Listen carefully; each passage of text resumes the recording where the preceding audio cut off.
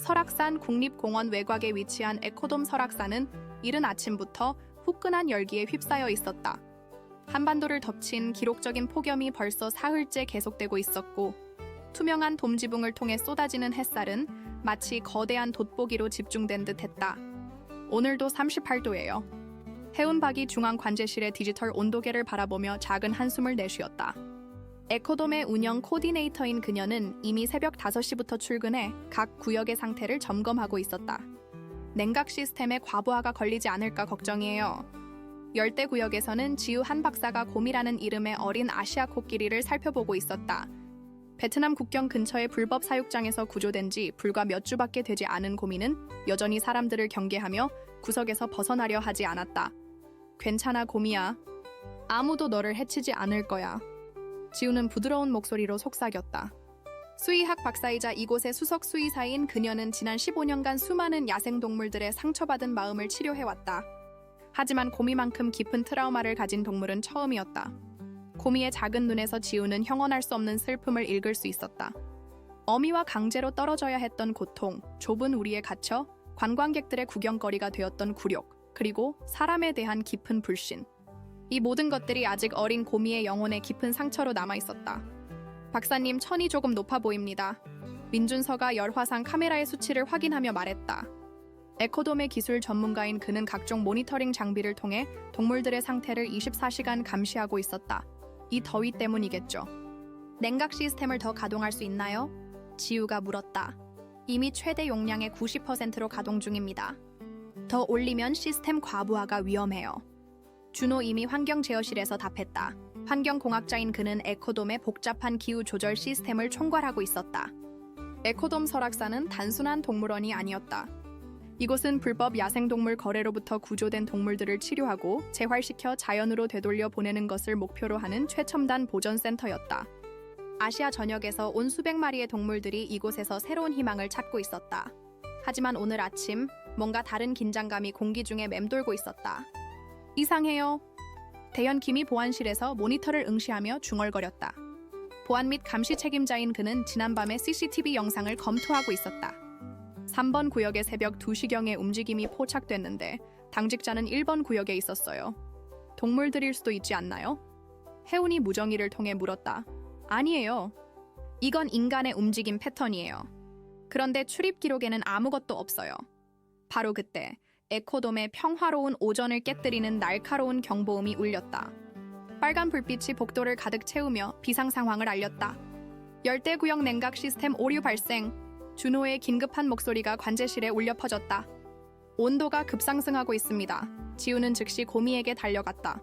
어린 코끼리는 이미 가쁜 숨을 몰아쉬며 불안해하고 있었다.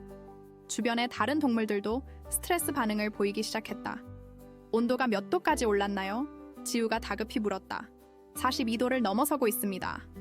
이대로 가면 동물들이 위험해요. 민준이 계기판을 확인하며 외쳤다. 모든 비상냉각 장치를 가동하세요. 해운이 지시했다. 그리고 응급 대피 절차를 준비하세요. 하지만 상황은 더욱 악화되었다. 냉각 시스템의 주제어 장치에서 연기가 피어오르기 시작한 것이다. 준호는 안전장비를 착용하고 급히 기계실로 향했다. 이건 단순한 고장이 아니에요. 그가 무정의를 통해 보고했다. 누군가 메인 케이블을 잘라놓았어요. 이건 명백한 파괴 행위입니다. 순간 모든 이들의 얼굴이 굳어졌다. 에코돔에서 동물들의 생명을 위협하는 사보타주라니 상상도 할 수 없는 일이었다. 대현, 즉시 모든 출입 기록을 확인하세요. 해운이 명령했다. 지난 24시간 동안 이 구역에 접근한 모든 사람을 조사해야 해요. 그런데 대현의 목소리에 당혹감이 섞여 있었다. 오늘 새벽에 자원봉사자 명단에 없던 사람이 3번 구역에 출입했어요. 임시 출입증을 사용했는데 권한이 있는 구역이 아니었어요. 누구죠? 지우가 물었다.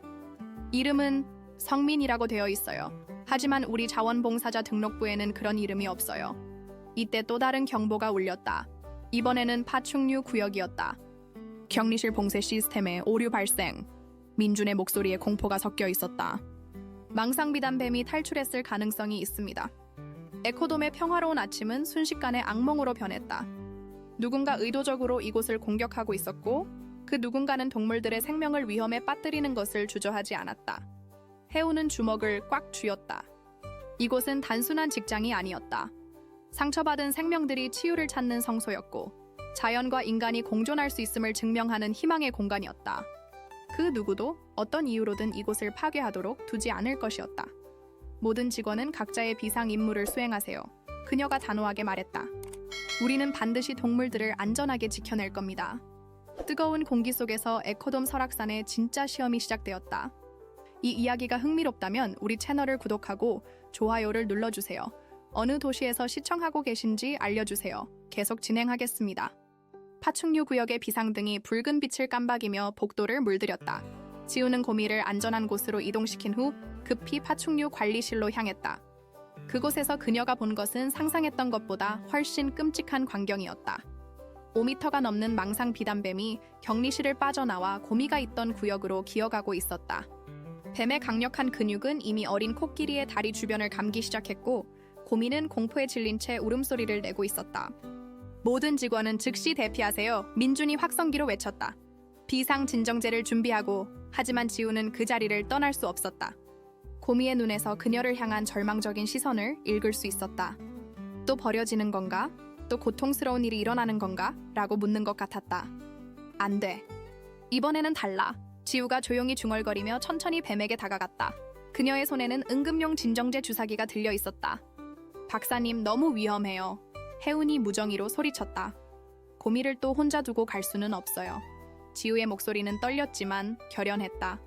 바로 그때 예상치 못한 곳에서 도움의 손길이 나타났다. 성민이라고 자칭하는 젊은 자원봉사자가 다른 방향에서 나타나 뱀의 주의를 자신에게로 돌렸다. 이쪽으로요. 그가 외치며 긴 막대기로 바닥을 두드렸다. 뱀은 진동에 반응하여 고미에게서 조금씩 몸을 풀기 시작했다. 지우는 이 기회를 놓치지 않고 뱀의 목 부분에 진정제를 주사했다. 몇 분 후 거대한 뱀은 서서히 움직임을 멈추었고 전문 포획팀이 안전하게 원래 격리실로 이동시킬 수 있었다. 고마워요. 지우가 성민에게 고개를 숙였다. 당신이 아니었다면 고미가... 괜찮습니다. 동물들을 돕는 게 제가 여기 온 이유니까요. 성민이 미소 지었다. 하지만 그의 눈 깊은 곳에는 지우가 읽을 수 없는 무언가가 숨어 있었다. 대현은 보안실에서 이 모든 상황을 지켜보며 혼란스러워했다. 성민의 신분은 여전히 불분명했지만 그가 방금 보여준 행동은 악의적인 사보타주범의 그것과는 거리가 멀어 보였다. 준호 시스템 복구 상황은 어떻죠? 혜운이 무정의로 물었다. 메인 냉각 시스템은 80% 복구했습니다. 하지만 문제가 있어요. 준호의 목소리에 당혹감이 섞여 있었다. 잘린 케이블들을 보니 이건 전문가의 솜씨예요. 정확히 어떤 부분을 자르면 전체 시스템이 마비되는지 알고 있었어요. 즉, 내부자의 소행일 가능성이 높다는 뜻이군요. 대현이 중얼거렸다. 에코돔의 모든 직원들은 서로를 의심하기 시작했다. 15년간 함께 일해온 동료들, 매일같이 동물들을 돌보며 신뢰를 쌓아온 팀원들 사이에 불신의 그림자가 드리워졌다. 잠깐만요. 민준이 갑자기 소리쳤다. 조류 구역에서 또 이상 신호가 포착됐어요. 이번에는 하피독수리가 문제였다. 남미에서 구조된 이 거대한 맹금류는 평소에도 공격적인 성향을 보였는데 스트레스를 받으면 더욱 위험해졌다. 그리고 지금 하피독수리에 우리 문이 열려 있었다. 이건 너무 이상해요. 지우가 상황을 파악하며 말했다. 연속해서 이렇게 많은 사고가 일어날 확률은? 확률이 아니라 계획이에요. 성민이 갑자기 끼어들었다. 누군가 의도적으로 이곳을 혼란에 빠뜨리려 하고 있어요. 모든 시선이 그에게 집중되었다. 당신이 어떻게 그걸 알죠? 대현이 날카롭게 물었다. 성민은 잠시 주저했다. 저는 사실 여기에 다른 목적으로 왔습니다. 긴장감이 고조되었다. 혜우는 보안 호출 버튼에 손을 올렸다. 오해하지 마세요. 성민이 급히 손을 들며 말했다. 저는 기자입니다. 탐사보도 기자예요. 아시아의 불법 야생동물 거래에 관한 기사를 쓰고 있었고 그 과정에서 에코돔에 잠입하게 된 거예요. 기자라고요? 지우가 놀라며 물었다. 네. 하지만 지금 벌어지고 있는 일들은 제가 예상했던 것과 전혀 다릅니다. 누군가 진짜로 이곳을 공격하고 있어요. 대현이 컴퓨터를 빠르게 조작했다. 성민이 검색해보니 정말로 환경 전문 탐사기자네요. 서울신문사 소속입니다. 왜 신분을 속였죠? 혜운이 준엄하게 물었다. 합법적인 방법으로는 내부 상황을 취재하기 어려웠어요. 하지만 지금은 그런 게 중요한 게 아니에요. 성민이 간절하게 말했다. 진짜 위험은 다른 곳에 있어요. 바로 그때 하피독수리의 날카로운 울음소리가 에코돔 전체를 진동시켰다. 거대한 맹금류가 자유롭게 날아다니고 있었고 다른 동물들이 공포에 떨고 있었다. 모든 직원은 실내로 대피, 해운이 외쳤다. 하지만 성민은 반대 방향으로 뛰어갔다. 하피독수리는 특별한 주파수의 소리에 반응해요. 제가 알고 있는 방법이 있어요. 그가 어떻게 그런 전문 지식을 알고 있는지는 의문이었지만 지금은 질문할 시간이 없었다. 성민은 자신의 스마트폰에서 특정 주파수의 소리를 재생했다. 놀랍게도 하피독수리는 그 소리에 반응하며 점차 진정하기 시작했다. 어떻게 그걸 알았죠? 지우가 숨을 고르며 물었다. 취재하면서 배운 거예요. 남미의 야생동물 전문가들에게서. 성민이 답했다. 위기는 일시적으로 모면했지만 더 큰 의문이 남았다. 연속된 사고들이 우연일 리 없었고 진짜 범인은 여전히 어딘가에 숨어 있었다. 이제 우리는 두 가지 미스터리를 해결해야 해요. 대현이 말했다. 첫 번째는 누가 이곳을 공격하고 있는가. 두 번째는 성민 씨가 정말로 우리 편인가 하는 것입니다. 석양이 지면서 에코돔 위로 붉은 빛이 내려앉았다. 하지만 평화는 아직 찾아오지 않았다. 어둠 속에서 누군가 다음 수를 준비하고 있었다. 밤이 깊어가면서 에코돔의 비상 조명만이 복도를 희미하게 비추고 있었다. 해오는 관제실에서 하루 종일의 사건들을 정리하며 머리를 쥐어짰다. 3번의 연속된 사고, 정체불명의 기자, 그리고 여전히 파악되지 않은 진짜 범인. 박사님, 고민은 어떤가요? 해운이 지우에게 물었다. 다행히 외상은 심하지 않아요. 하지만 정신적 충격이 클 것 같아요. 지우가 피곤한 표정으로 답했다. 이제 막 사람을 신뢰하기 시작했는데 또 이런 일이 일어나다니. 성민은 한쪽 구석에 앉아 자신의 노트북을 들여다보고 있었다. 해우는 그를 완전히 믿을 수는 없었지만 오늘 하루 그가 보여준 행동들은 분명 도움이 되었다. 성민 씨. 해운이 그를 불렀다. 정말로 기자라면 왜 이렇게까지 위험을 무릅쓰고 도와주는 건가요? 성민이 고개를 들었다. 사실 개인적인 이유가 있어요. 그는 잠시 망설이다가 입을 열었다. 제 여동생이 5년 전에 불법 동물원에서 사고를 당했어요. 제대로 된 안전시설이 없는 곳에서 호랑이에게 공격당했죠. 모든 이들의 표정이 굳어졌다. 다행히 목숨은 건졌지만 평생 장애를 안고 살아야 해요. 그때부터 저는 불법 야생동물 거래와 부실한 동물 관리 시설들을 고발하는 기사를 써왔어요. 지우의 눈에 이해하는 빛이 스쳤다. 그래서 에코돔에 관심을 가지게 된 거군요. 처음에는 이곳도 다른 곳들과 비슷할 거라고 생각했어요. 하지만 실제로 와보니 완전히 달랐어요. 여기는 정말로 동물들을 사랑하고 보호하려는 사람들이 있더군요. 대현이 컴퓨터 앞에서 고개를 저었다. 감동적인 이야기지만 여전히 신뢰하기는 어려워요. 오늘의 사건들이 그가 온 후에 일어났다는 건 사실이니까요. 바로 그때 민준이 급하게 뛰어들어왔다. 큰일이에요. 지하 기계실에서 이상한 걸 발견했어요.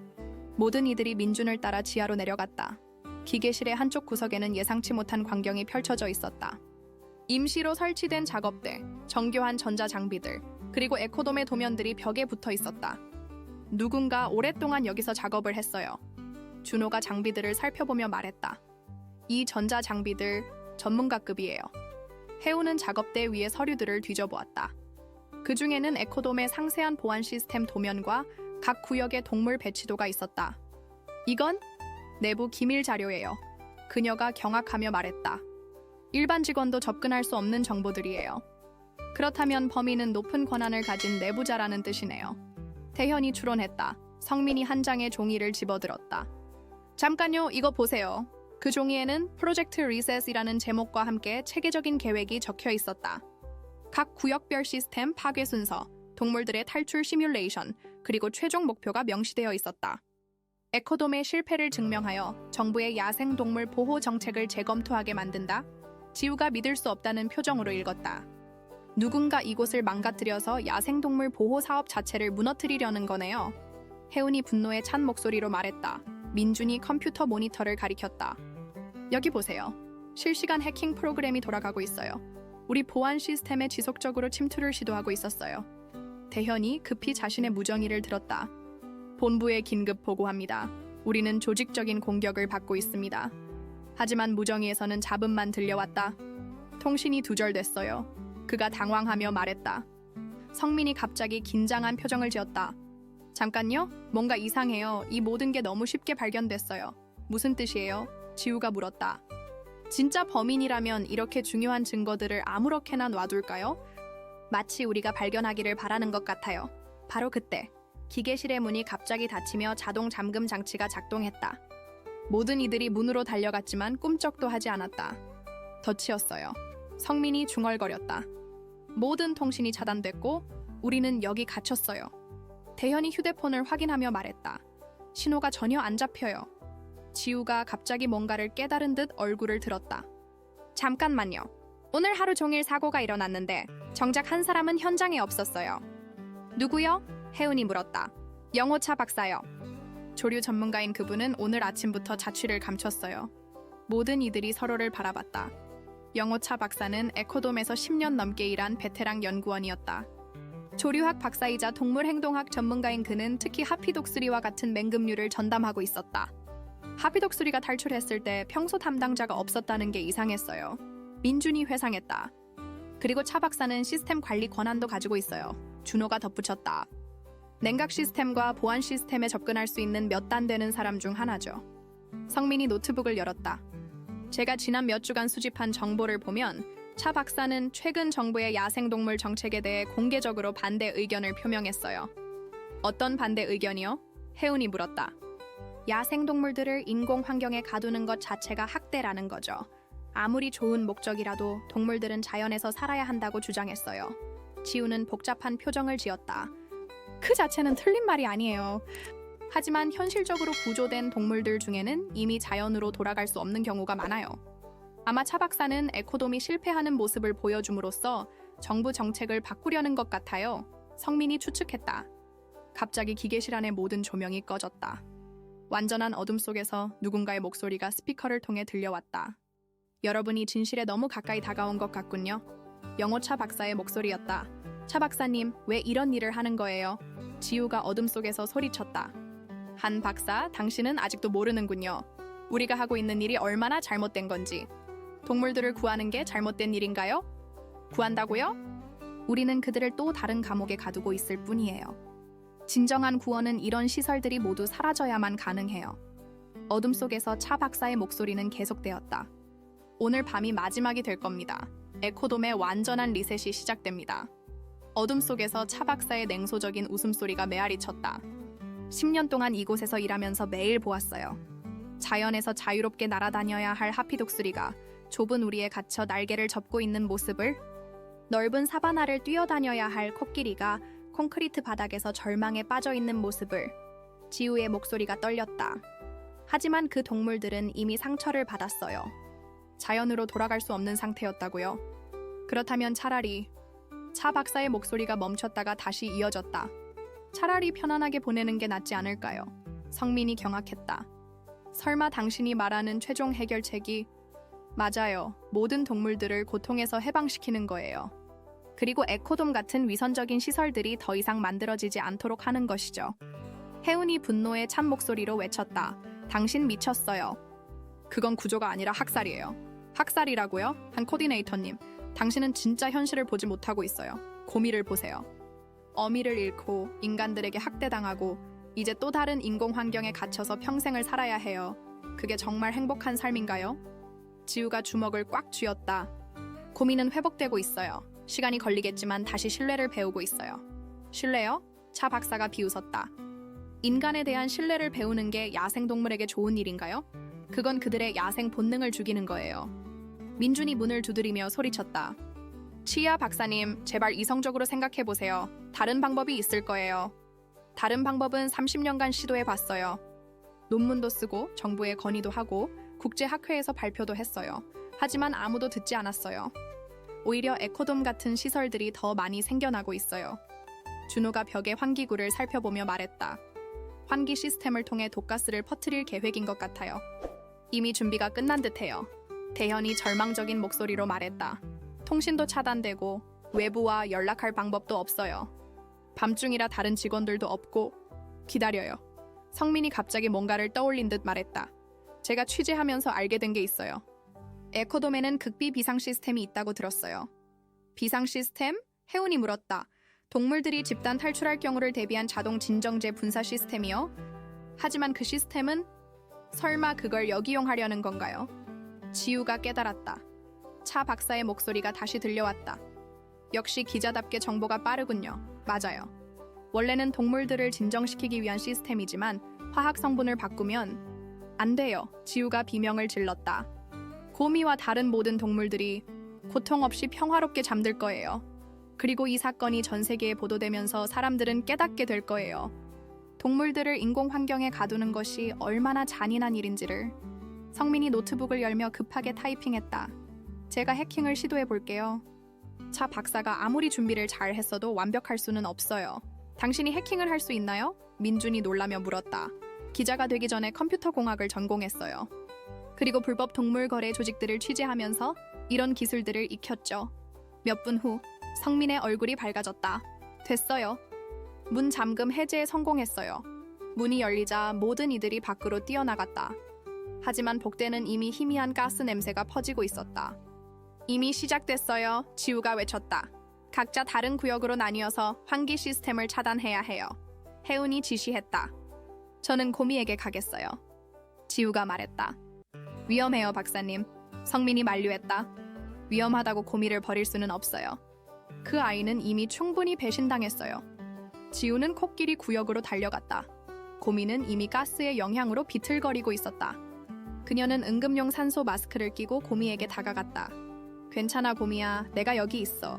그녀가 코끼리의 큰 머리를 어루만지며 속삭였다. 한편 혜운과 민주는 중앙 제어실로 향했고 준호와 대현은 환기 시설로 갔다. 성민은 차 박사를 찾아 나섰다. 중앙 제어실에서 혜운은 비상 정지 버튼을 찾았지만 시스템이 잠겨 있었다. 코드가 필요해요.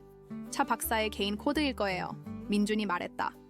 그의 생년월일이나 의미 있는 숫자를 시도해 봐야겠어요. 몇 번의 시도 끝에 혜운이 갑자기 뭔가를 떠올렸다. 차 박사가 늘 이야기하던 날짜가 있어요. 처음으로 야생동물을 구조한 날, 코드가 맞았다. 시스템이 멈추기 시작했다. 하지만 차 박사의 목소리가 다시 울려 퍼졌다. 늦었어요. 이미 충분한 양이 분사되었어요. 그리고 이건 단지 시작일 뿐이에요. 무슨 뜻이에요? 혜운이 소리쳤다. 전국의 모든 동물원과 보호시설에 같은 일이 일어날 거예요. 제가 혼자 한 게 아니거든요. 저와 같은 생각을 가진 사람들이 많아요. 성민이 차 박사를 찾아낸 건 옥상에서였다. 차 박사는 야간 망원경으로 에코돔 전체를 내려다보고 있었다. 차 박사님, 이제 그만하세요. 성민이 다가가며 말했다. 늦었어요, 젊은 기자님. 이미 모든 게 끝났어요. 아직 끝나지 않았어요. 동물들은 아직 살아있고 우리에게는 여전히 희망이 있어요. 차 박사가 성민을 바라봤다. 당신은 아직 젊어서 이상론을 믿는군요. 하지만 현실은 냉혹해요. 그렇다면 현실을 바꾸면 되잖아요. 파괴가 아니라 건설로. 차 박사의 눈에 잠시 흔들림이 스쳤다. 하지만 그는 고개를 저었다. 이미 돌이킬 수 없어요. 바로 그때 지우의 급한 무전이 들려왔다. 모든 직원 비상. 고미의 상태가 급격히 악화되고 있어요. 지우의 다급한 목소리가 에코돔 전체에 울려 퍼졌다. 고미가 쓰러져 있었고 호흡이 점점 약해지고 있었다. 그녀는 응급 처치를 시도했지만 독가스의 효과를 완전히 막기에는 역부족이었다. 고미야, 포기하면 안 돼. 지우가 코끼리의 귀에 속삭였다. 네가 이겨내야 해. 넌 강한 아이야. 성민은 옥상에서 차 박사와 대치하고 있었다. 박사님, 아직 늦지 않았어요. 해독제가 있다면. 해독제? 차 박사가 쓴웃음을 지었다. 그런 건 없어요. 이건 되돌릴 수 없는 선택이에요.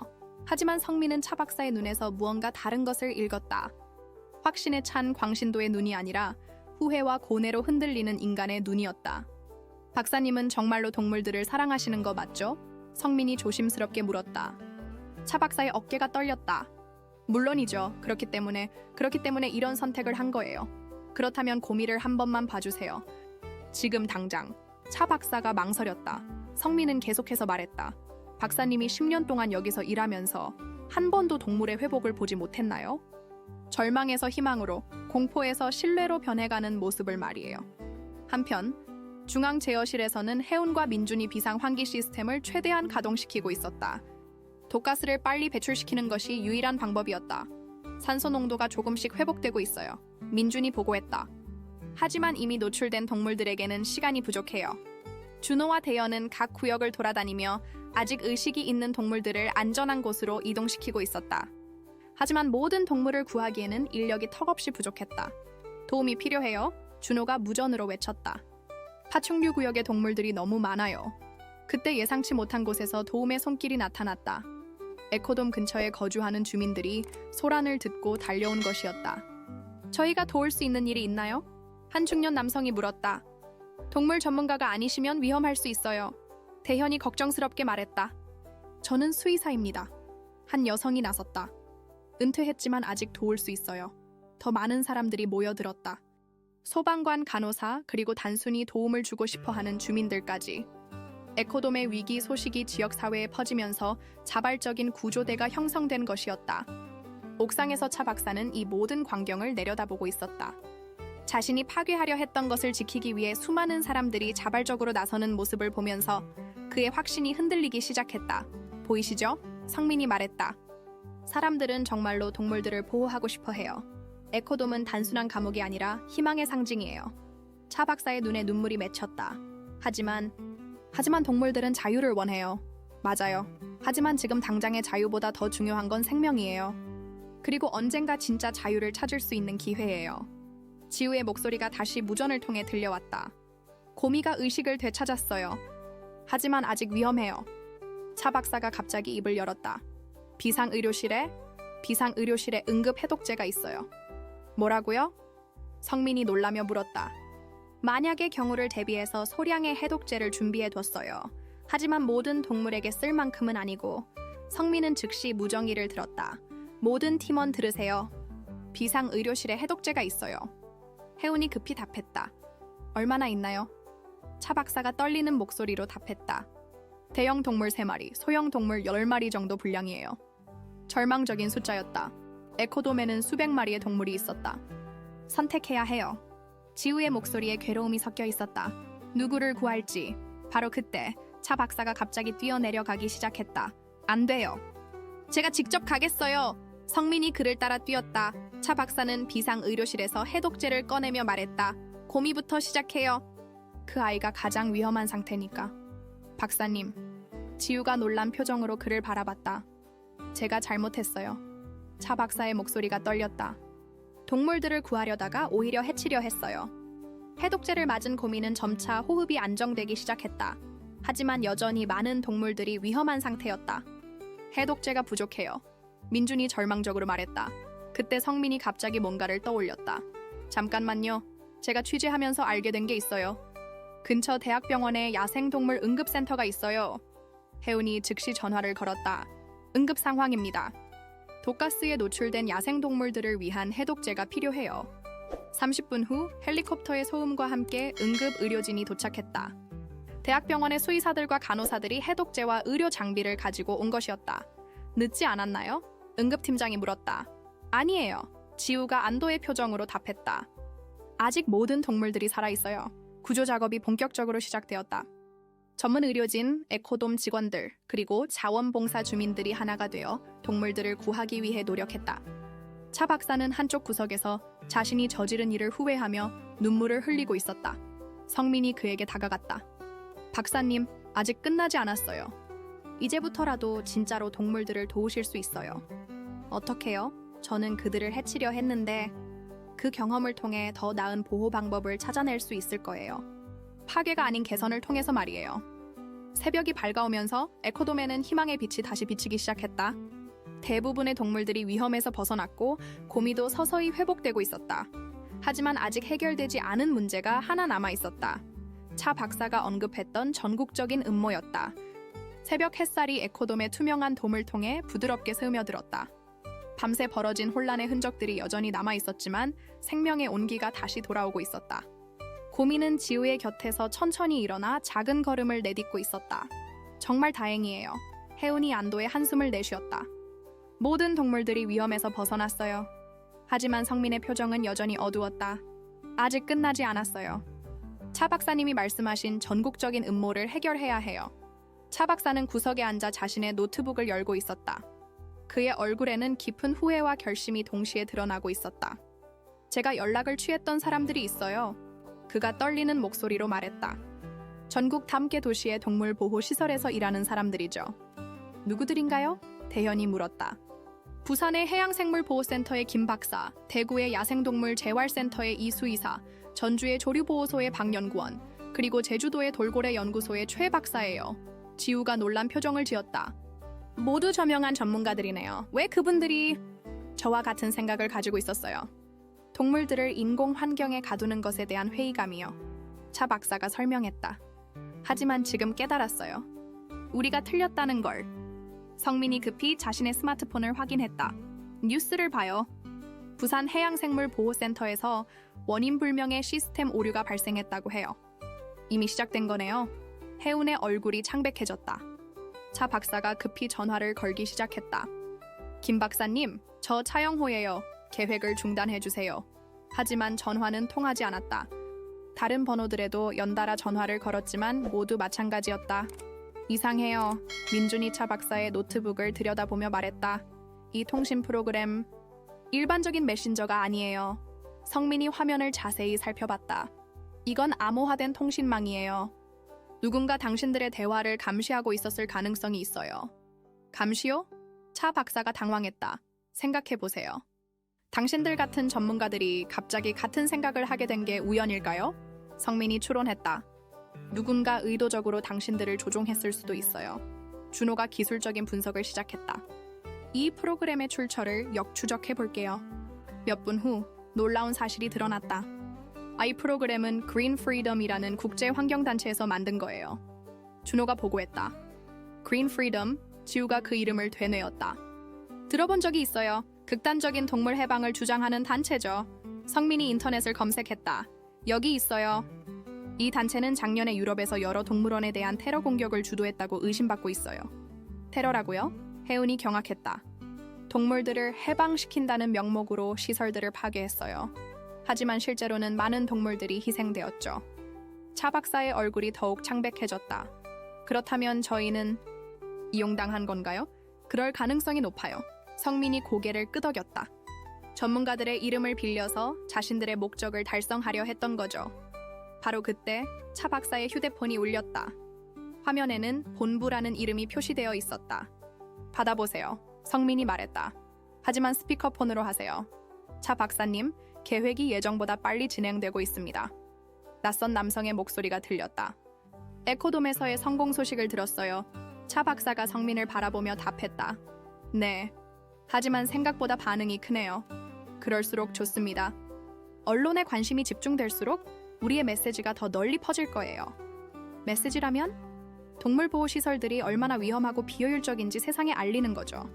정부가 이런 시설들에 대한 지원을 중단하도록 만드는 것이 우리의 목표입니다. 성민이 메모지에 뭔가를 적어서 차 박사에게 보여줬다. 대어 자세히 물어보세요라고 적혀 있었다. 그런데 혹시 다른 시설들에서도 같은 일이 일어나면 너무 의심받지 않을까요? 걱정하지 마세요. 각각 다른 방법을 사용할 거니까요. 부산은 정전사고, 대구는 화재, 전주는 시설 붕괴로 위장할 예정입니다. 모든 이들의 얼굴이 굳어졌다. 이것은 단순한 이념 갈등이 아니라 체계적인 테러 행위였다. 그런데 정말로 동물들이 다치지 않을까요? 차 박사가 걱정스럽게 물었다. 전화 너머에서 잠시 침묵이 흘렀다. 차 박사님, 혹시 마음이 바뀌신 건 아니죠? 아니요, 그냥 궁금해서요. 동물들의 희생은 어쩔 수 없어요. 더 큰 목적을 위해서는 필요한 일이죠. 차 박사의 손이 떨렸다. 그제야 자신이 얼마나 끔찍한 일에 가담했는지 완전히 깨달았다. 알겠습니다. 그가 간신히 답했다. 전화가 끊어진 후 모든 이들이 숨을 죽이고 있었다. 이제 어떻게 해야 하죠? 민준이 물었다. 성민이 결연한 표정을 지었다. 다른 시설들에 경고해야 해요. 그리고 이 그린 프리덤의 정체를 밝혀내야 해요. 하지만 우리가 개입하면 차 박사님이 위험해질 수도 있어요. 지우가 걱정했다. 상관없어요. 차 박사가 단호하게 말했다. 제가 저지른 실수를 바로잡아야 해요. 해운이 즉시 행동에 나섰다. 대현 씨, 경찰과 국정원에 연락하세요. 성민 씨는 언론을 통해 이 사실을 알려주시고 나머지는 다른 시설들에 직접 연락해보죠. 잠깐만요. 준호가 갑자기 소리쳤다. 차 박사님의 통신이 감시되고 있다면 우리의 움직임도 이미 들킬 수 있어요. 그 말이 끝나기가 무섭게 에코돔 주변에 검은색 승용차들이 나타나기 시작했다. 누구죠? 해운이 긴장하며 물었다. 성민이 망원경으로 확인했다.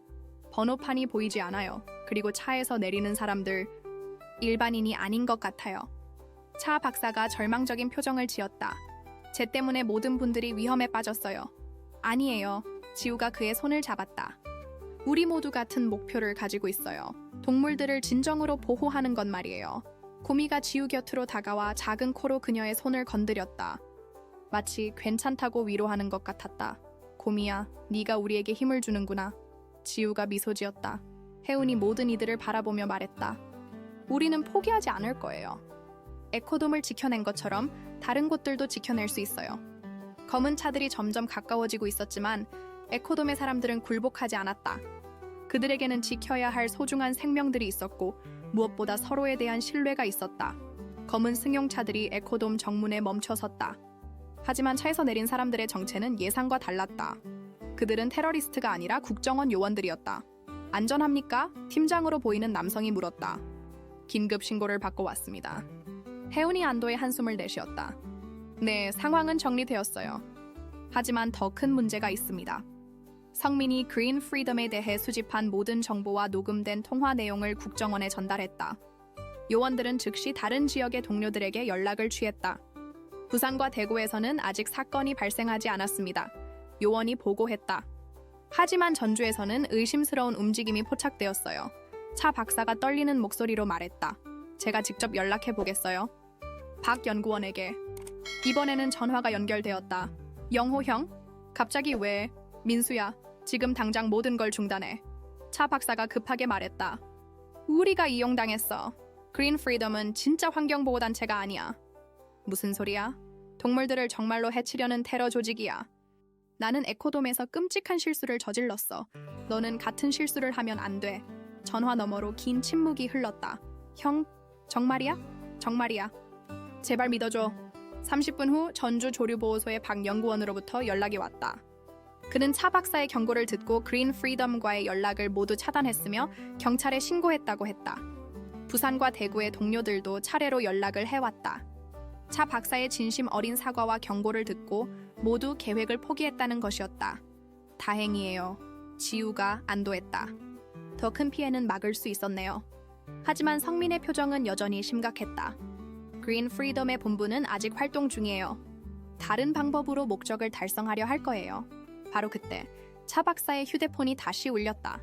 이번에는 화가 난 목소리였다. 치아 박사, 당신이 배신했군요. 배신이 아니에요. 제가 깨달은 거예요. 당신들이 진정으로 원하는 건 동물 보호가 아니라 파괴라는 걸. 우리의 목적은 고귀해요.